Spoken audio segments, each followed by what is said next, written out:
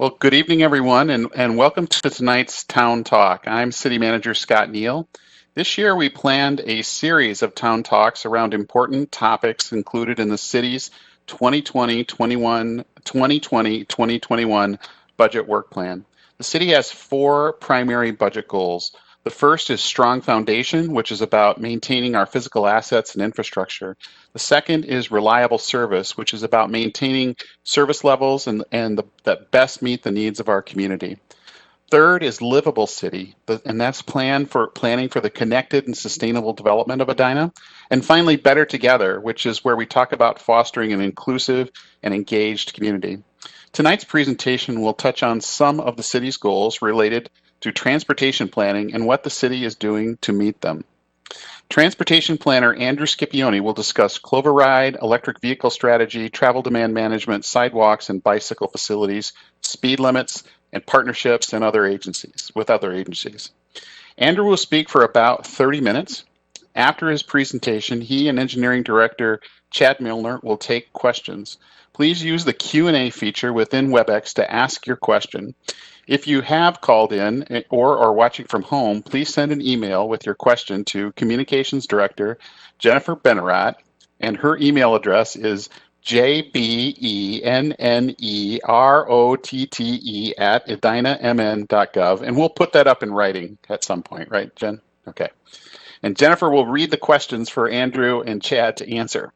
We will end tonight's town talk when there are no further questions or no more questions, or at about 8 o'clock, whichever comes first. However, you can continue to ask questions and make comments online at bettertogether.com for the next week.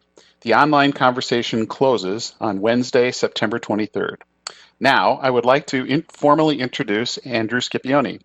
Andrew began working for the city as an engineering intern in 2014 and was hired as an engineering technician that same year. Since 2019, he has served as the transportation planner, the city's subject matter expert and advocate for multimodal transportation, including transit, bicycling, and walking. Andrew developed the city's proactive pavement management program and serves as staff liaison to the Transportation Commission. He is a member of the American Public Works Association and the Association of Pedestrian and Bicycle Professionals. Andrew, thank you and welcome tonight, and let's start the show. Thank you, Scott. Good to be here. I will start sharing my screen. Here we go. All right. So the city's transportation system, most people generally think of roads, but our system is much more than the 200 miles of roads that we have. It includes our sidewalks, bike lanes, trails, bridges, transit routes, traffic signals, pedestrian crossings, signage, pavement markings, just to name a few things.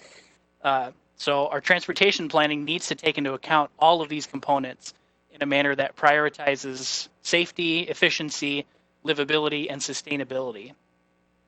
Tonight, we're going to briefly explore the city's strategic transportation goals. Now, the transportation chapter of the new comp plan has 14 goals, but they can generally be broken down into these 6 categories. We have multimodal network improvements, transit services, designing for all ages and abilities, travel demand management, electric vehicle promotion, and agency partnerships. So the first set of goals we're going to talk about involves improving mobility for all users by implementing a fully multimodal system. The city's pedestrian and bicycle master plan, which was developed in 2018, is the guiding document for the city's sidewalk and bike network. The reasons why it's important to plan for walking and biking is because it promotes safety, mobility, and access throughout the city. It supports active living and provides opportunities for residents to incorporate active transportation into their everyday lives. It reduces greenhouse gas emissions and reduces congestion and parking demand. The recommendations in this plan are based around what we call the 6 E's. Those are engineering, education, encouragement, enforcement, evaluation, and equity. There was a significant amount of public engagement that went into the building of this plan. Almost 700 surveys were completed by residents. Hundreds of comments were received, both in person and online, about key destinations in the city, key routes that people walk and bike, and barriers that they have to walking and biking. Also, there were 6 in-person events that were held, including this workshop where staff laid out a 16-foot by 20-foot floor map of the city and invited residents to stick Post-its. You can see the different colored Post-its there. The different colors relate to places where residents say they live, they work, where they shop, or where they play or recreate. And then the yarn is used to indicate current or desired walking and biking routes or barriers to walking and biking. And although we held this activity only one time in person, a similar activity was duplicated online so that more people could participate. The result of all that effort was the creation of these maps, which are also available on bettertogetheredina.org. In the middle here, you can see the backbone of the city's ped and bike network, which is what we call the Twin Loops. This is a shared use facility that, in concert with the 9 Mile Creek Regional Trail, reaches all 4 quadrants of the city and connects to schools, parks, and other community amenities. The maps on either side show the pedestrian, on the left, the pedestrian network, and on the right, the bicycle network that is proposed as part of this plan. If you haven't had a chance to see these maps before, I highly encourage checking them out to see if there's a sidewalk or a bike facility proposed in your neighborhood or on your street. These new facilities are then implemented either as opportunities arise. Some of those opportunities include neighborhood street reconstruction or adjacent private developments, or they're prioritized based on cost, demographics, and neighborhood context. These projects are funded by the city's Pedestrian and Cyclist Safety Fund, or the PACS Fund as we call it. This was approved by Council in 2012, and it's generated from franchise fees on Excel and CenterPoint Energy customers. On the low end, the rates are about $1.45 per month for the average residential household, with higher rates per month for commercial and industrial customers. These fees generate about $1 million a year that the city has dedicated exclusively to sidewalks, trails, bikeways, pedestrian crossings, and related signage and pavement markings. Here are some recent projects that were funded either entirely or partially by the PACS Fund. On the left, we have rectangular rapid flash beacons, or RRFBs, that were installed at Cahill and Admonson Avenue in 2017. These were installed to improve pedestrian safety adjacent to the 70th and Cahill commercial node. In the middle, you see the West 62nd Street shared use path, which was constructed in 2018 as part of a street reconstruction project. And then on the right, you can see, in partnership with the Minnehaha Creek Watershed District, the PACS Fund helped pay for new sidewalks and trails as part of the Arden Park Restoration Project. Here's a quick preview of some of the current and future PACS projects. These aren't all of the projects, these are just some of the key ones that I wanted to highlight over the next couple of years. Starting at the top left, we have the Blake Road sidewalk and bike facilities, which are planned for 2022. We have the Olinger Boulevard sidewalk from Vernon Avenue to Tracy Avenue in 2022. The McCully Trail shared use path, which goes from Valley View all the way to Gleason Road, which will be built in 2 parts between 2021 and 2022. We have the final phase of the Valley View Road sidewalk between Mark Terrace and Gleason. This is a part of the final stage of a 3-year project, and this will be completed by the end of this year. Then we have, up in Morningside, we have proposed sidewalks on Grimes and Lynn Avenues, which are proposed for 2023. Sidewalks on Hanson Road and West 56th Street in 2021. Sidewalks that are currently being constructed on West 58th Street between Wooddale and Xerxes Avenues. And then we have a series of sidewalks proposed for the east side of France Avenue between 65th Street and Fuller Street between this year and 2022.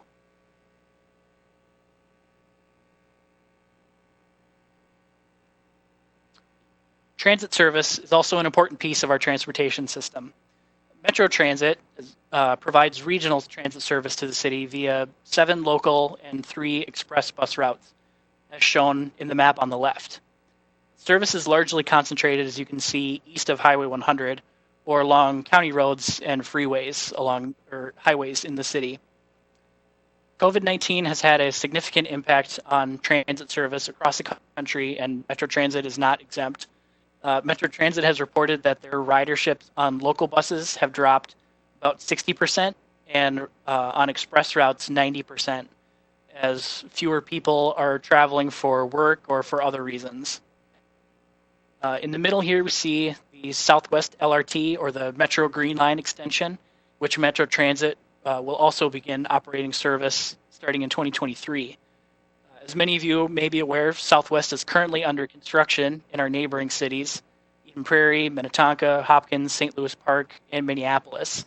And although this light rail service won't directly touch Edina, go through Edina, the city will be looking for opportunities to improve connections to those nearby stations, including sidewalks, trails, and working with Metro Transit on a connecting bus plan.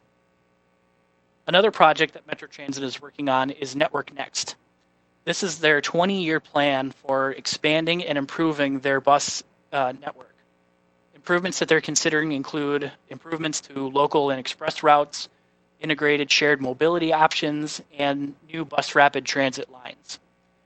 There are still opportunities for public input online through October 9th of this year. And if you have input to provide, you can provide that at metrotransit.org/networknext. Another Metro Transit project that will much more directly impact Edina is the E-Line. The E-Line is a bus rapid transit, or BRT service, which is where light rail amenities are incorporated into traditional bus service. Those amenities include enhanced shelters, pre-boarding fare payment, and real-time departure information at each station. The result is a faster, more reliable service. Route 6, which operates on France Avenue, which the E-Line is posed to partially replace, currently operates at an interval of about 20 minutes. During peak time, service interval for the E-Line will be only 10 minutes, which means that a bus should appear at each station every 10 minutes. And no, it's not called the E-Line because it serves Edina. It's just a convenient coincidence that this is the 5th BRT line and they're named alphabetically. So A, B, C, D, E happens to be in Edina. As you can see from the map here, the service will operate between the Southdale Transit Center through uptown Minneapolis to downtown Minneapolis, and then continue on to the University of Minnesota campus. In Edina, the route will primarily run on France Avenue between 65th and 44th Street, with stations spaced approximately every half mile. The project is currently in a planning phase, with construction tentatively anticipated for 2023. In addition to receiving regional transit service, the city also provides local service via Cloverride. The city has contracted with DART since 2018 to provide a circulator bus in the Southdale area that connects senior housing locations with grocery stores and retail. The service is available Fridays from 10:30 a.m. to 3 p.m. for only $3. As you can see from the map here, there are 9 regular stops that the bus hits every hour, but other stops can be made to locations that are close to this route. Cloverride is able to accommodate walkers, scooters, and wheelchairs, and the driver will help riders board and depart as needed. In order to prevent the spread of COVID-19, seating capacity is currently limited on the bus. Face coverings are required when riding, and touch points on the bus are regularly disinfected by the driver. Cloverride is proudly sponsored by Avidor Edina and Quality Care Companions. For more information, visit edinamn.gov/Cloverride.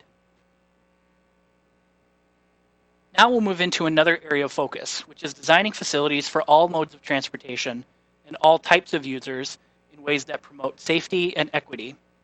This approach is often referred to as an all ages or abilities, or 4A. One way to look at this is through the City of Portland's 4 types of bicycle riders, which you can see on the left. On the one hand, on the right side of this image, have the 1% of bike riders who are comfortable riding in high-stress situations. These are bikers that are comfortable riding when there are no separate facilities, when they're mixed in with traffic, and where volumes and speeds can be higher than normal. On the other hand, you have the 60% of riders in the what they call the interested or concerned category. These are the users that would like to bike but prefer facilities that are more comfortable, that are separated from cars, that are perhaps wider or flatter. This category generally includes young children and families. If we design facilities to serve these most vulnerable users, then those facilities can serve the whole gamut of users. This also ties into the city's discussions about equity. There's often confusion about the difference between equity and equality, and I think this graphic does a great job explaining that difference. On the top here, you have an equal situation where every rider is given the same bicycle, regardless of their size, age, or mobility needs. This works great for some users, works okay for other users, and doesn't work at all for some other users. On the bottom, you have an equitable situation where every rider is given the bike that is most suited to their needs. As you can see, the bikes vary by size and by type, and everyone is able to use their bike. At a macro level, what this means is that we have to consider the needs of all potential users of the transportation system, and especially our most vulnerable users. And at a micro level, this means incorporating things like minimum widths, maximum slopes, boulevards, ADA ramps, pedestrian signals, and shared use facilities. And although these graphics focus on cyclists, these principles apply to pedestrians and transit users as well. The city currently has 2 long-term plans that help promote safety and mobility for all users. One is the Living Streets plan. Living streets are defined as those that balance the needs of all modes to promote safety, connectivity, sustainability, and community health. This plan includes recommendations for ped and bike facilities, street widths, on-street parking, traffic calming, and stormwater management strategies that are all conscious of neighborhood context. The other plan is our Active Routes to School plan. This plan identifies opportunities to increase walking and biking to schools and has several recommended projects for both the city and Edina Public Schools to implement to achieve that objective. Here are 2 example projects of these plans in action. On the left, you can see a picture of the Valley View Road street reconstruction from 2015. Here you can see the inclusion of a new sidewalk, new bike lanes, minimum street widths, and context-sensitive parking restrictions. And on the right, we have a picture of the Cornelia Drive sidewalk from 2016. This is a local sidewalk that runs between 66th Street and 70th Street that is maintained by the city year-round, that provides a safe walking and biking route for students to go to and from Cornelia Elementary School. Another avenue, pun intended, to improving safety for all users is through speed limits. Last August, Minnesota cities were given the authority to set speed limits on local roads. The city has been supportive of changing speed limits since at least 2006. The rationale behind setting lower speeds is that they decrease the likelihood and severity of crashes, and they consider our most vulnerable users, those that walk and bike. After reviewing local traffic and crash data between 2015 and 2019, we observed some of the following trends. We found that the majority of drivers on our lower volume residential roads tend to obey the posted speed limits, which is generally 30 miles an hour. We also found that wider roads in Edina tend to have higher speeds than narrower roads, and in particular, our highway frontage roads tended to have the highest recorded speeds. And reviewing the crash data, we observed that crashes in Edina involving pedestrians and cyclists are 3 times more likely to result in minor or serious injuries than crashes overall. Staff is in the process of developing recommendations for lowering speed limits throughout the city. At this time, the general recommendation is to set most streets to 25 miles an hour and to set some higher volume collector streets to 30. There will be an opportunity for the public to comment on staff's recommendation, through bettertogetheredina.org before the end of this year. The implementation schedule for the new limits has not yet been decided, but changes could be made as early as 2021. The city's traffic safety review process also falls into this category of promoting safety and mobility for all users. Residents can report concerns they have related to parking, signage, intersection control, traffic calming, pedestrian safety, and other concerns. The city receives about 150 of these requests per year, and they all go through the same process. After a request is submitted, staff reviews existing policies and collects any data that is necessary. On a monthly basis, the Traffic Safety Committee, made up of city staff, reviews the requests and makes recommendations to City Council. Our Transportation Commission then reviews and comments on the committee's recommendations before they are submitted to Council for approval. Throughout the process, our Traffic Safety Coordinator keeps in touch with their requesters. Here are some examples of actions that the city has taken as a result of approved traffic safety requests.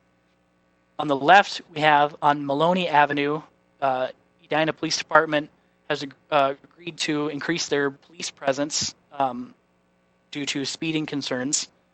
In the middle, a marked crosswalk will be installed on Parklawn Avenue near Lake Edina Park, where a new playground was recently constructed. And then on the right, we have a no outlet sign that was installed by a request on Interlochen Bluff. If you know of a safety issue that you would like the city to address, you can submit a request at edinamn.gov/edina311. Another set of strategic goals revolve around travel demand management, or TDM. Generally, TDM is a combination of strategies to increase the efficiency of transportation systems and reduce the overall impacts. Often when people talk about TDM, they are talking specifically about reducing single occupancy vehicle use to reduce traffic congestion during peak hours and reduce the associated carbon emissions. But a successful TDM program can also reduce the required parking spaces within a city and reduce the need to add lanes to busy roadways. TDM strategies can be broken down into many categories, from walking and biking to public transit and ride sharing to telecommuting. These strategies are primarily implemented by employers or large private developments. Some examples include providing on-street bike storage, subsidizing transit passes, priority parking for carpools or electric vehicles, or providing resources to employees so that they can work from home. The city currently only requires developers to consider TDM strategies for certain size projects, but staff is developing a policy to further promote TDM and require new developments to include strategies that are tailored to the size and projected impact of the project.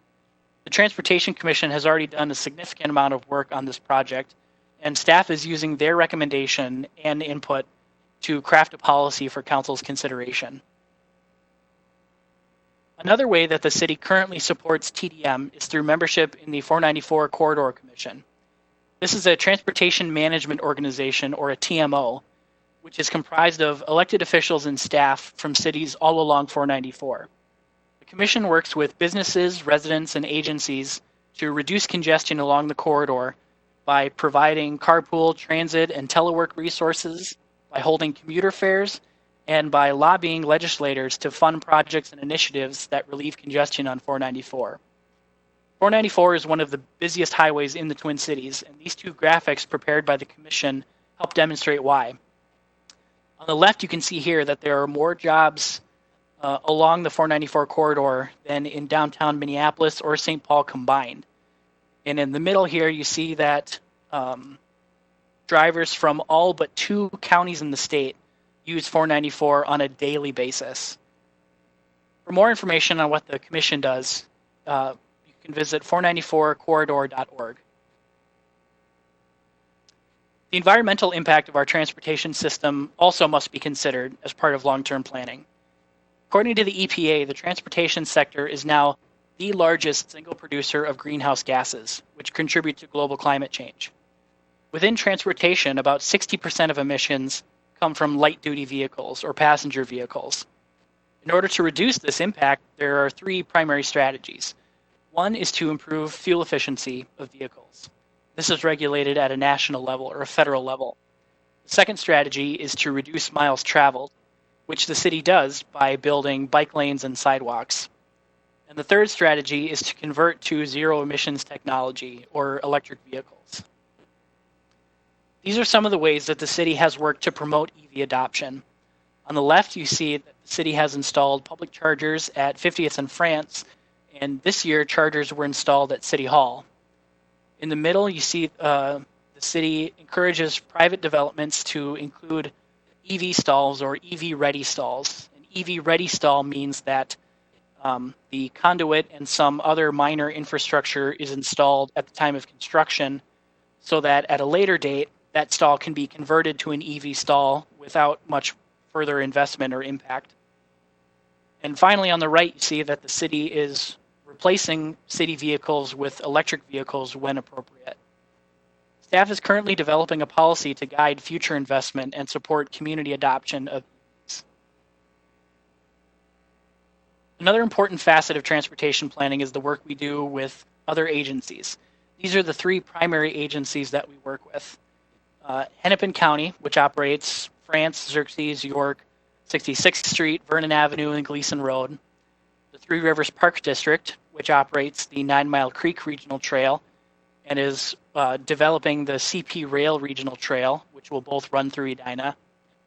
And then, last but not least, the Minnesota Department of Transportation, or MnDOT, which operates 494, Highway 62, 100, and 169. Finally, I wanted to put in a plug for our Transportation Commission. I've mentioned it a few times before. This is one of the city's resident advisory commissions that is tasked with investigating and advising City Council on transportation matters.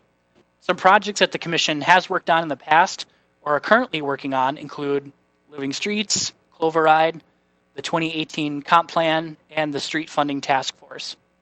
Commissioners are able to serve up to 2 3-year terms, so a total of 6 years. If you're interested, I would encourage you to apply at edinamn.gov/volunteer. And with that, I will turn it back over to Scott for the Q&A. Thanks, Andrew. So now Andrew and Chad will stand for questions. If you have a question, please use the Q&A feature within WebEx. Please be sure to direct your question to Communications Director Jennifer Benarott or all panelists, as Jennifer is monitoring the questions. If you called in or are watching from home and have a question, please send an email to Jennifer at jbenarott@edinamn.gov. Jennifer will read the questions for Andrew and Chad to answer. Jennifer, do we have any questions yet? You know, that was a really thorough presentation, Scott. We have a number of people who are watching, but I don't yet have any questions that came in. Just a reminder to our attendees or those watching from home, please use the Q&A feature if you've logged into WebEx, or send me an email at jbenarott@edinamn.gov. Because there is a slight delay with the broadcast, I would recommend that we wait a minute or two, giving people time to ask any questions. Would you like me to keep sharing my screen, Jennifer? It's up to you. You can turn it off if you're ready, I have a question. Can I ask Andrew a question? Sure. Andrew, how will residents in Edina connect with the nearest by Green Line stations for Southwest LRT once that project is up and going? Will we have how close will we be, and what kind of connections will we have with them? Sure. If you'll just give me a moment to go back to that slide, it'll be helpful, I think, to look at the map. So in the middle here, you can see the stations that'll be closest to us include Blake Road and downtown Hopkins, as well as Opus and City West in Minnetonka and Eden Prairie, as well as Golden Triangle. Typically with either LRT or BRT, Metro Transit develops what they call a connecting bus plan. So whenever a major new service like this is introduced, it has trickle-down impact to all of the other transit services that are applied that are currently serve the area. So in the case of Southwest, Metro Transit in a couple years will begin a process of evaluating what bus routes serve that area, how they connect to those existing stations, and what opportunities there are to either change existing routes or add new routes to connect to those stations. And Edina will be a participant of those conversations. As you can see from the map on the left here, right now we don't really have. There's no transit service right now that operates within that area. The closest is, I believe, this is an express route that runs on 169. But that's not to say that that couldn't change in the future once Southwest begins to operate. Aside from participating in the future connecting bus plan, like I mentioned before, the city will be trying to look at ways that we can connect pedestrians to the stations by adding sidewalks. How can we connect bikers to the stations by putting in bike lanes and trails? Things of that nature. Great, thank you. Andrew, one question we have from a participant tonight goes back to the equity slide that you were presenting earlier. Can you please explain or give some examples of what specifically we're doing to improve equity for pedestrians and bicyclists?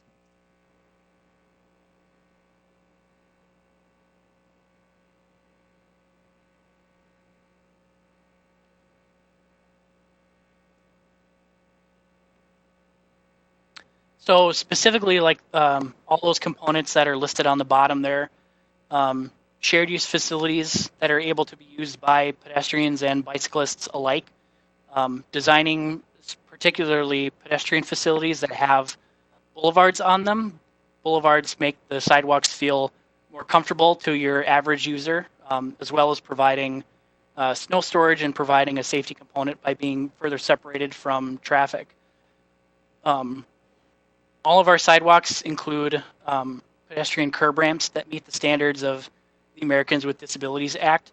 So they're designed with minimum slopes and other requirements that make them accessible to those that have physical disabilities. Some of our projects have included what are called APS or pedestrian push button signals. One example would be the recent project that we completed at the intersection of Wooddale Avenue and Valley View Road. Last year, we put in a new traffic signal, and as part of that project, in addition to the signal, we replaced pedestrian curb ramps on all four quadrants of that intersection, and we put in the pedestrian push button signals so that pedestrians can activate the crossing when they're there. Andrew, I think maybe you could speak to the equity criteria too that we're in development right now. It's not a current policy, but it's something we're trying to develop in order to put facilities in locations that meet different criteria from an equity lens. Do you want to share a little bit about that? Sure. So as I mentioned on this slide, there's kind of two main ways that we prioritize these projects. One is through our street reconstruction process. So a number of these sidewalks that are shown right now correlate to street reconstruction projects. That includes Lake Road, Hanson Road, West 58th Street, etc. Other projects are what we call standalone projects, which are just installing a sidewalk or just installing a bike lane. And in order to prioritize those projects, because we have a number of them throughout the city, we're currently developing what we call equity criteria to be able to rank those improvements based on things like whether or not they're connected to transit services, whether or not they're adjacent to parks or commercial districts, as well as are they in areas where residents have lower income? Are they in areas where residents are where more residents are over 65 or under 18? Those demographics being more reliant on independent transportation. So there's a whole host of criteria that we're developing with input from the Transportation Commission, and we're planning to bring those to council for adoption by the end of the year. We have another kind of a comment, but maybe you could expand on your thought process right now. One participant says, Andrew, why not make speed limits consistent with the recent changes in Minneapolis? Lowering speeds on residential streets to 20, going to 25 is inconsistent with that and could create some confusion. What comments do you have about that? Sure, that's a great question. On the one hand, to some extent, I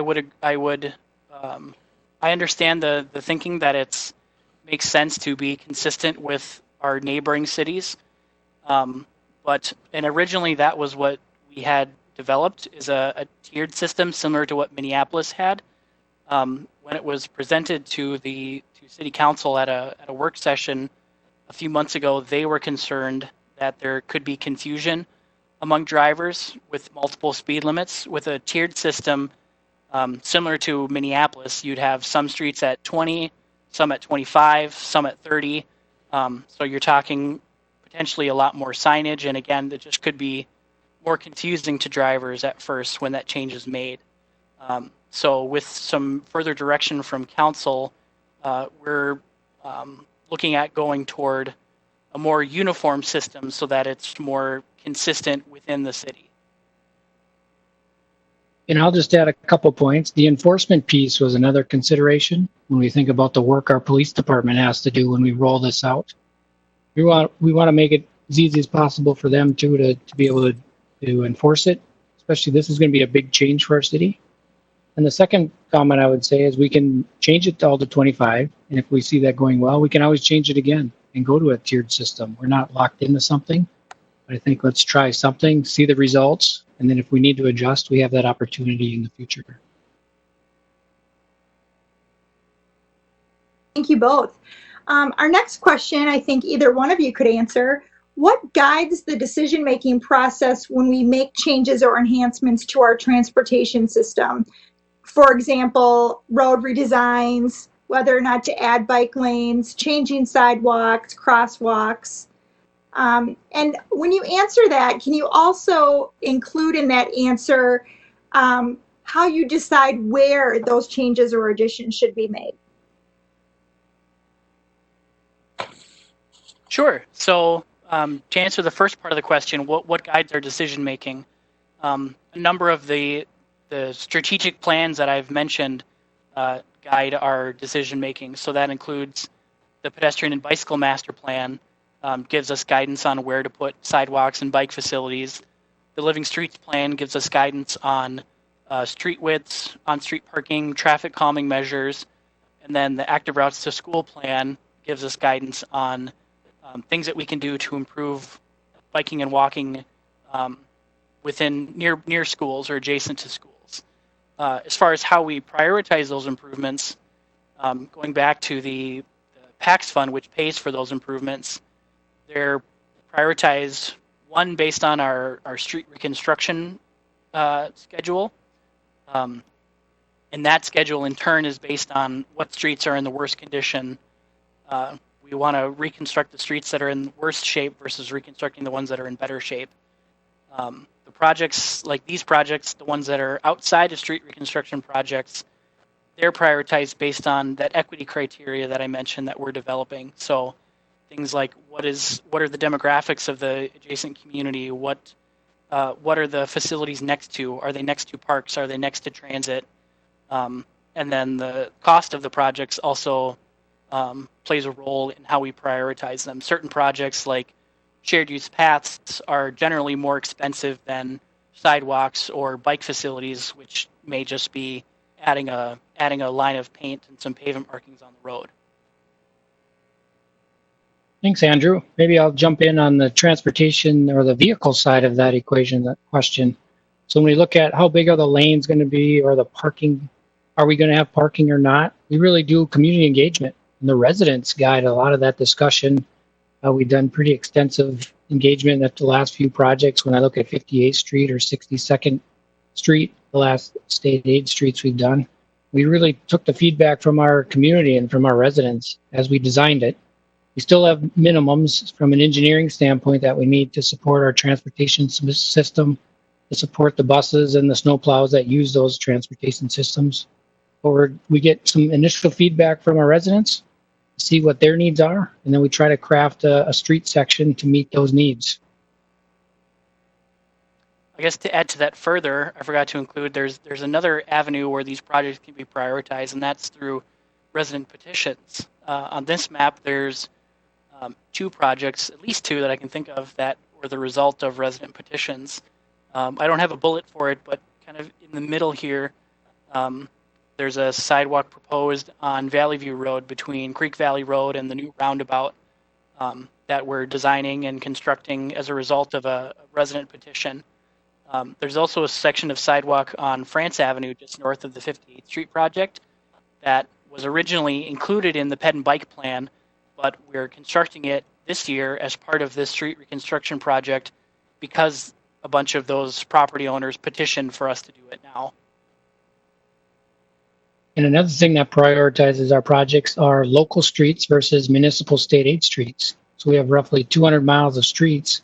40 miles of those are on our municipal state aid system. So those are the streets with the higher traffic volumes. Interlochen, 58th Street, 70th Street.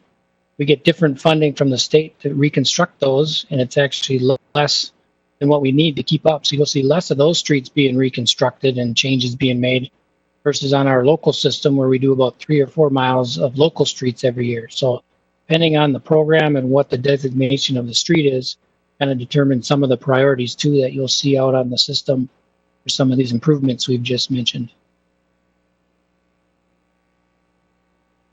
So we don't currently have any new questions.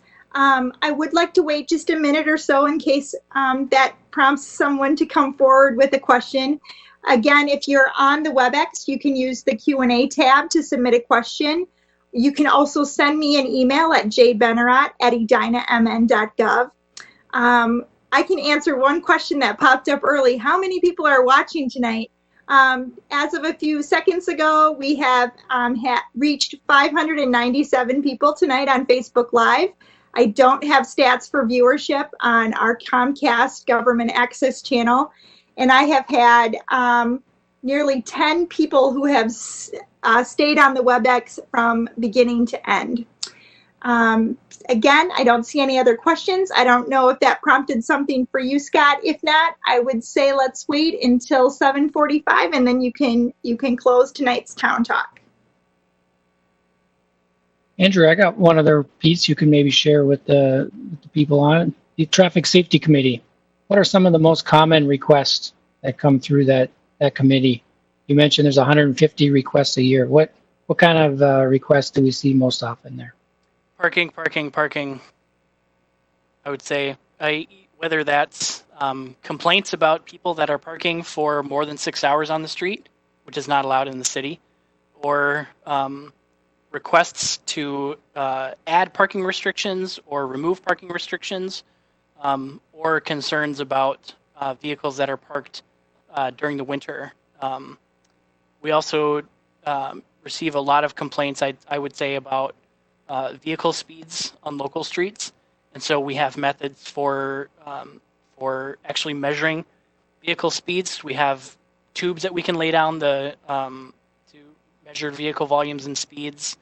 Our traffic safety coordinator also has a handheld radar gun that he's used in the past. And we've also worked with the police department to put out a what we call a speed trailer, which is like what the image in the middle shows here, which is a temporary device that's put out to alert drivers to what their vehicle speeds are in an effort to reduce speeds in areas where we get complaints. Did I miss any? Nope, I think those are stop signs. We hear a lot about stop sign violations. And we have all those tools you've mentioned and the cameras, and we review the data, and it runs through that process flow chart that you shared earlier. Yeah, I want to go back to the stop sign question, because that is one that we get a fair amount. Is from a philosophical standpoint, Andrew, why can't we just put a stop sign at a four-way stop at every street intersection? What's wrong with that idea? Sure. So stop signs are meant to regulate the right of way. They're meant to tell drivers who at an intersection has priority to travel. So in the case of a two-way intersection, that generally means you have one street that has much higher volume of traffic than a side street. And so it's the side street's obligation to yield to the major traffic. In areas where you have a four-way intersection, that usually means you have a high volume of traffic on all of the roads. So for the safety of all users, it's best in that case for all of them to stop and take turns yielding to each other. The reason why we don't put stop signs at every intersection is because not every intersection has the volumes or the configuration that warrants a stop sign. And the danger in putting stop signs where they're not warranted is eventually then people become numb to them and they don't obey them. Another component, if you think of if you think of an intersection near you that has a stop sign, think about whether or not you would feel safe driving through that stop sign. Does it make sense at that intersection to stop? Is there a legitimate reason for you to stop? And I'm sure many of us could also think of an intersection where there is a stop sign, but it doesn't feel like there's a reason for us to stop. Or in some cases, maybe there's not always a reason to stop. In some cases, stop signs are put up because there could be a sightline issue that always exists. But in some cases, a stop sign could be there because maybe during peak times, there's a much more risk than during off-peak times. But again, going back to your question, if we were to put stop signs everywhere, there's a high chance that people would not obey the majority of them. And by drivers not obeying the stop signs, then that creates a false sense of security for pedestrians or cyclists who assume that vehicles are going to stop at the stop sign, but they may not. Chaos ensues. I have a new comment that's come in and a couple more questions. First, a comment. Barry says, I am excited how the city is moving forward with pedestrian mobility. Please find a way to get folks across France Avenue without having to cross streets, either over or under France. Nothing compares to standing in the middle median on France Avenue on a 10-degree winter night. It's just not safe. So please keep that in mind. And then the next question, is there any action on the CP rail path?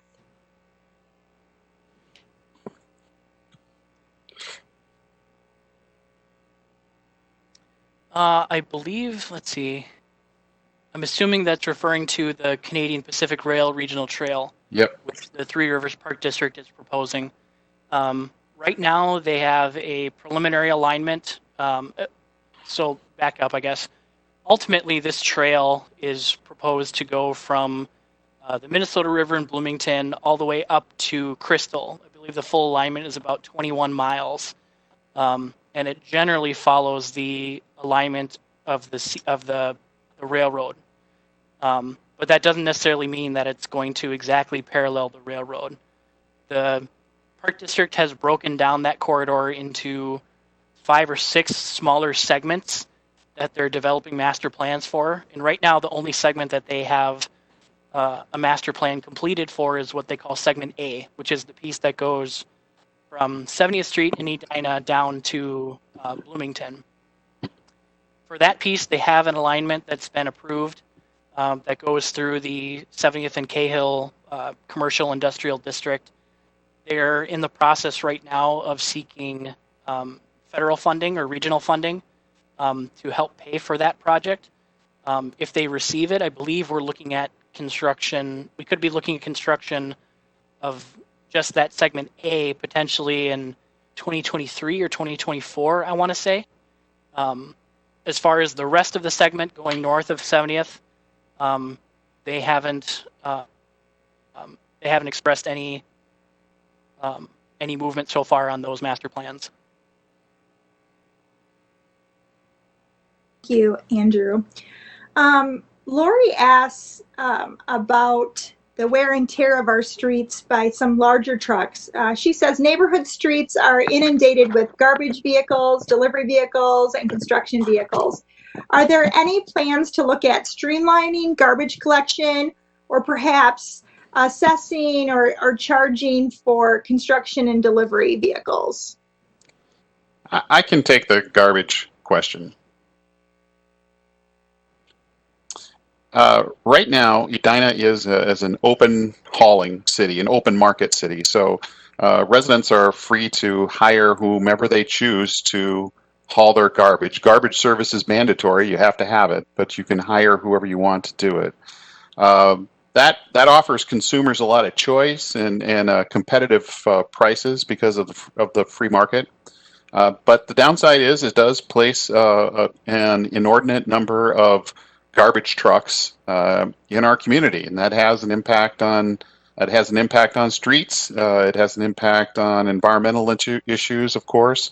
But the question comes to the council, comes to the city frequently: are you thinking about changing that system?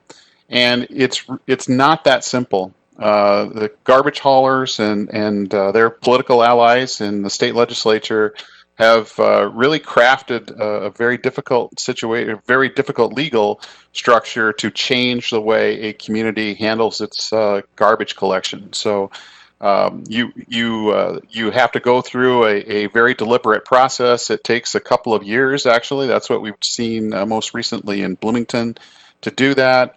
Whenever we have asked our residents in our quality of life surveys, and we do it every time we do a survey every other year, we'll do this again in sometime in the first half of the year in 2021, whether you'd like the city to formally look at a change in our garbage system, it comes back 50-50 every time. 50% say yes and 50% say no. And so it's not a clear, it's an issue that doesn't have a clear constituency or clear support from residents at this point. Regarding its impact on streets, we hear that a lot. And I'll leave that to Mr. Milner or Mr. Scipione to comment on that. Yeah, when we do a street project, we design our streets based on what the loading is that we think is going to impact those streets. So we hire a professional engineering firm, a soils firm. They look at the soils, and then they base the design on the number of equivalent single axle loads, and we design the pavements to accommodate those loadings. And then we do the proper maintenance and hope to get a 50-year life out of our streets after we reconstruct. So we're trying for that 50-year life on every replacement cycle. That would be about 4 miles a year. We'd be able to replace all the streets over 50 years. We have a follow-up question to your answer, Scott, about the garbage collectors. Would the legal agreement preclude a fee assessment of the collectors? Would the legal agreement preclude the city charging a fee to the garbage haulers? Mm-hmm. For wear and tear on roads, I assume. Yeah, it probably would preclude that. One of the things that we run into quite often, and Mr. Milner can comment on that too, is why can't we ban heavy vehicles from all of our city streets, right? Whether they're hauling concrete or hauling garbage.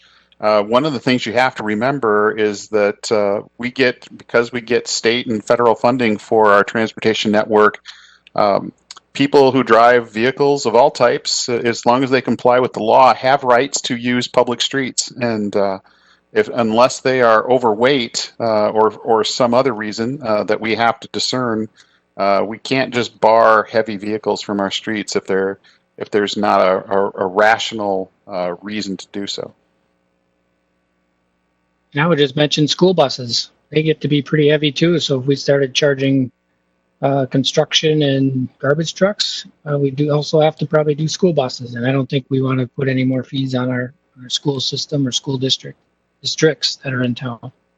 I mean, I would answer, the other answer I would give to that question though is that it points out the fact that we don't have a lot of great revenue sources for how we fund our transportation improvements. Most of our improvements are funded by property taxes. In Edina, anyway, we receive some state funding, which is state funding that comes from a small share that we get of the state gas tax. But by and large, most of our transportation network is funded by property taxes in Edina. We wish we had other tools to spread that cost out in a more equitable way, but that's all that the state legislature has given us at this point. I want to thank you all for sharing information with our residents tonight. I do not see any new questions, but Scott, I'm sure in your wrap-up you'll talk about how people can submit other questions or comments about what's been discussed tonight. I will. Thank you, Jennifer. So that's all we have for tonight. As a reminder, you can continue to ask questions and make comments about transportation and traffic in Edina online at thebettertogether.com for the next week. Bettertogether.com, bettertogetheredina.com for the next .org. Yeah. Oh man, I'm following my script. Bettertogetheredina.org, right? For the next week. The online conversation closes Wednesday, September 23rd. We hope you've enjoyed this year's Town Talk series. We've enjoyed bringing it to you. This is the first time that we've done this sort of thing.